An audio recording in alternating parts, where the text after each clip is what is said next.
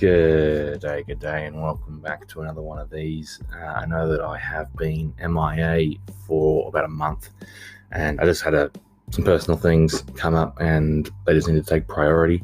But I'm back, and I am hopefully better than ever. And we're just going to get right into this in a very interesting free agency period that's transpired over the past couple of days. I mean, you had the draft. I'll be the first to admit I'm not a big draft guy.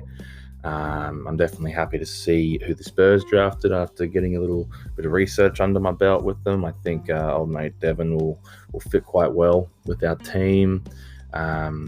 But yeah, when it comes to the draft, I'm not really sure. But free agency has definitely been very interesting to keep up with. There's been a lot of movement. There's been a lot of trades. I mean, poor old mate Ariza has been flying across the whole continental United States. He's getting passed around like a blunt.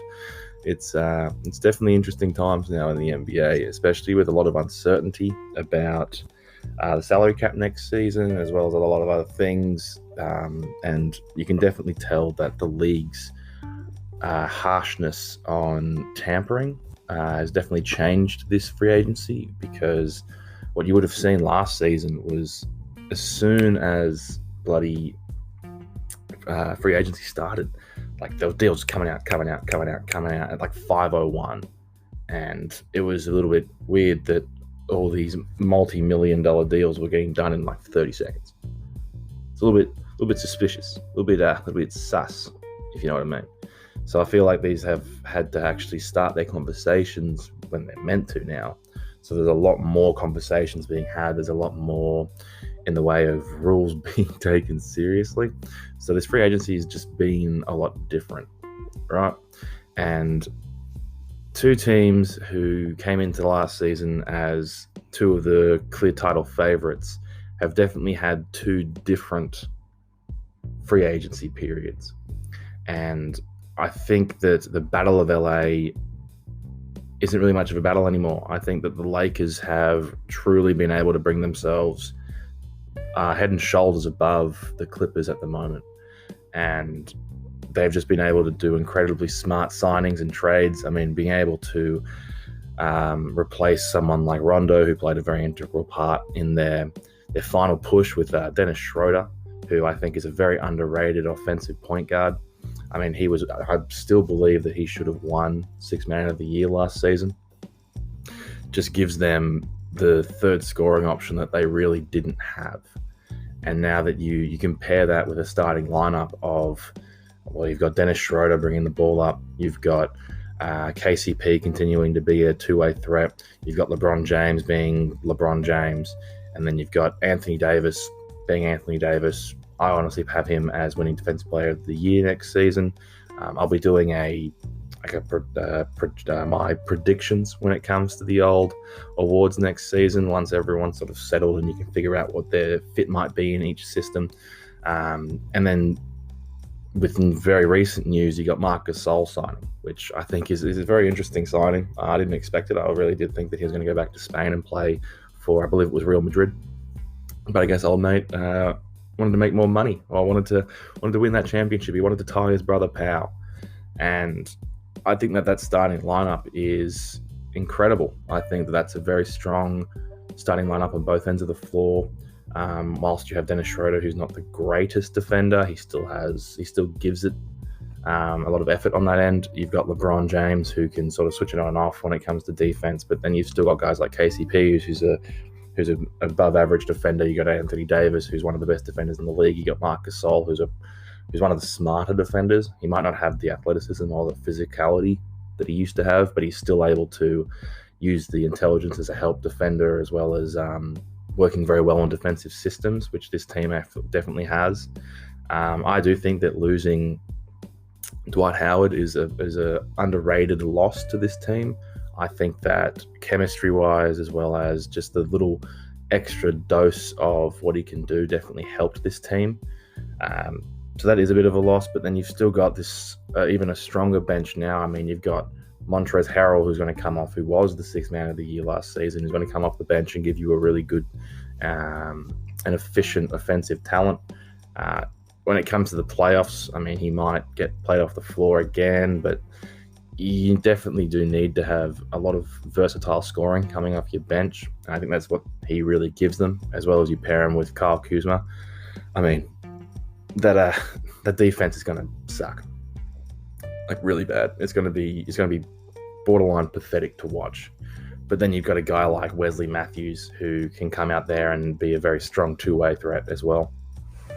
I think that this Lakers team is going to come back better than they did last season. They're for me at the moment the title favorite.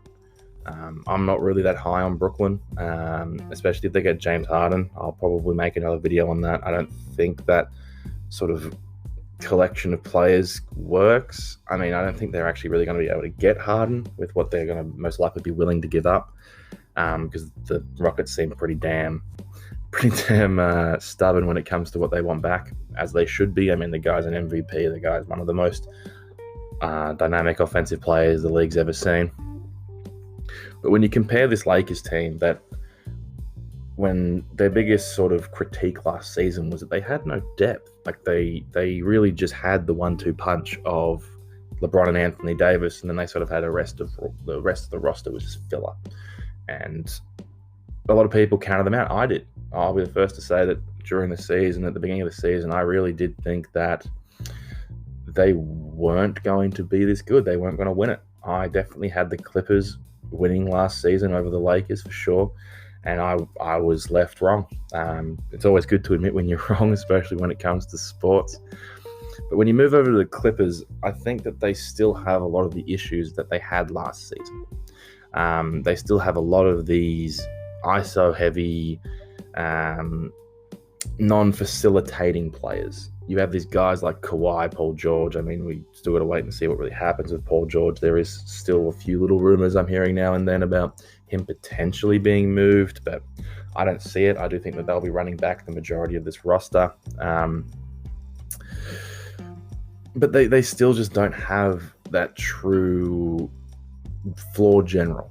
They don't have a facilitator. I mean, if Chris Paul did manage to come back to the Clippers instead of going to the Suns, I think that this team would have been infinitely better, because you would have had that player who can help you set up consistently and be able to do more than just throw it to Paul George and let him ISO for 10 seconds and waste the clock. Throw it to Kawhi Leonard and let him try to get a mid-range jumper.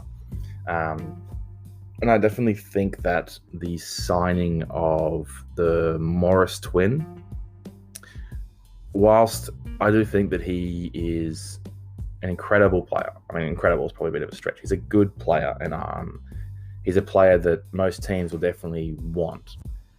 I do think that he fits the mold that about half this team already fits, in the way of he's a shot creator and he takes a lot of shots. I mean, there was a fair few games where this bloke was shooting the second, the third most shots on the team. And that shouldn't happen. It just straight up shouldn't be a thing. He should be a complementary scorer behind the likes of Paul George and Kawhi Leonard and even Lou Williams.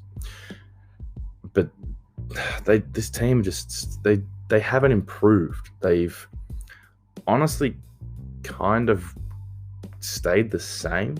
I mean, bringing Serge Ibaka and replacing Montrezl Harrell with him, I think honestly is an upgrade. A lot of people probably don't think so because of the numbers that Harrell was putting up and because he won Sixth Man of the Year. But Serge Ibaka is a versatile defender. He knows what to do to win. He's already got that chemistry with Kawhi Leonard, and chemistry was probably the biggest issue for these teams. So I do think that implementing him within this system will definitely help on both ends of the floor, because whilst Harrell was a good, strong offensive player, his offensive game was honestly a little bit two-dimensional. He was more of just a pick-and-roll offensive threat, but he couldn't defend.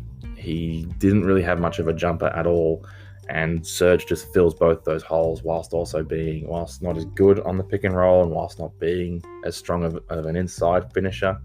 He doesn't really stretch the floor vertically like Harrell has the potential to do. He does have a reliable three-point shot, and he is able to play defense within the mid-range game, as well as having a tiny bit of a perimeter defensive sort of structure to himself. But I think the only really interesting move that the Clippers have really done was the losing of Landry Shamet, which at first glance I was really confused about because I'm quite high on Landry Shamet. So I started to do some digging, and you find out that Landry Shamet is one of the worst defenders, especially wing defenders, that you'll see in the league. And his offensive game did become to get very shaky as the season went on. He had a few games where he shot lights out, but he had a lot more games where it was sort of subpar.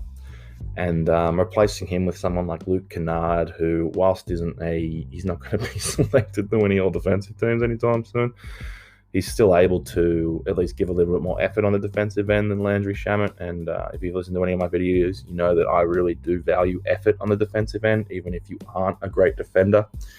Luke Kennard just gives you that, as well as giving you a lot more of a consistent offensive talent. But just comparing these two rosters, you see that where last season the Clippers really had that depth when you compared them to the Lakers have just blown them out of the water with this depth now. They've got threats coming at almost every position on their starting lineup and off the bench. I mean, their defense off the bench is a little bit interesting, especially if you're going to be running up sort of lineups similar to having Alex Caruso, Wesley Matthews, Kyle Kuzma, and Montrezl Harrell come in there. Should be a little bit interesting, but they still have a lot of spots they need to fill. So I'm pretty sure that they're going to be able to build out a roster a little bit better than this. I think losing Avery Bradley is definitely a underrated hit to this team.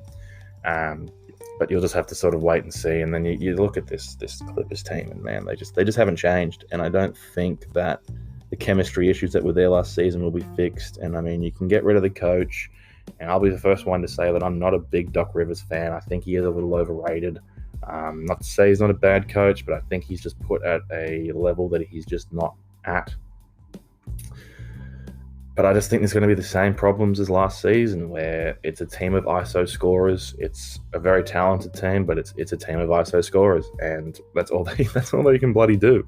It's just going to be Patrick Bev's going to bring the ball up and he's going to give it to Kawhi. He's going to ISO and then shoot a mid-range, or he's going to give it to Paul George and he's going to ISO and he's going to shoot a three and hit the side of the backboard. Like, I just don't see this team being any better than they were last season. And especially, and this is an underrated thing that's I don't think many people have been talking about, but with the level that Corona has affected the United States, I don't think many of these players have really had much of a chance to grow their chemistry over this offseason, which is what usually happens, especially with the fact that this offseason is incredibly short compared to other seasons, that these chemistry issues are just going to be there. They're just still going to be prevalent within this team. So it's just one of those things we're going to have to wait and see, as with everything when it comes to the off-season. A lot of these predictions will be wrong. I mean, we could get there and their chemistry could be perfect because they've been on Zoom calls the whole time, changing their backgrounds to be funny and laughing with each other and building those relationships. Or we could go into the next season and Anthony Davis and LeBron James hate each other because of something that happened. Like, there's a lot of things like that can potentially be there.